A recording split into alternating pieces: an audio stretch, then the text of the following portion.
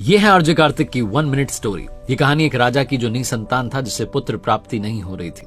उसे किसी ने सलाह दी कि आप ही के राज्य में से किसी छोटे बच्चे की बलि चढ़ाइए, आपको पुत्र की प्राप्ति होगी। राजा ने घोषणा करवा दी कि जिस परिवार से बच्चा हमें दिया जाएगा, उस परिवार को बहुत सारा पैसा राजा साहब देंगे।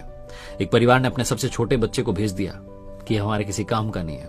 राजा बलि चढ़ाने की पूरी तैयारी में था। उस बच्चे से पूछा कि तुम्हारी अंतिम इच्छा बताओ। उस बच्चे ने कहा कि बस थोड़ी मिट्टी का ढेर ला करके दे दो। जब मिट्टी लाई गई तो उस बच्चे ने 4 छोटे छोटे मकान बनाए। 3 मकानों को गिरा दिया और एक को रहने दिया। उसके सामने हाथ जोड़ करके प्रार्थना की और राजा से कहा, मेरी बलि चढ़ा दो। राजा डर गया। राजा को लगा कि उस बच्चे ने कोई विद्या कर दी। उससे पूछा, ये क्या किया? उस बच्चे ने कहा, पहला मकान गिराया जो मेरे माता पिता का था, उन्होंने मेरा साथ नहीं दिया, मुझे पैसे के लिए बेच दिया। दूसरा मकान रिश्तेदारों का, उन्होंने भी माता पिता को बुद्धि नहीं दी, उनका भी मकान गिरा दिया। तीसरा आपका था, आपका तो कर्तव्य है प्रजा की रक्षा करना, आपने तो मेरी बलि चढ़ाने की सोच ली, आपका भी महल गिरा दिया।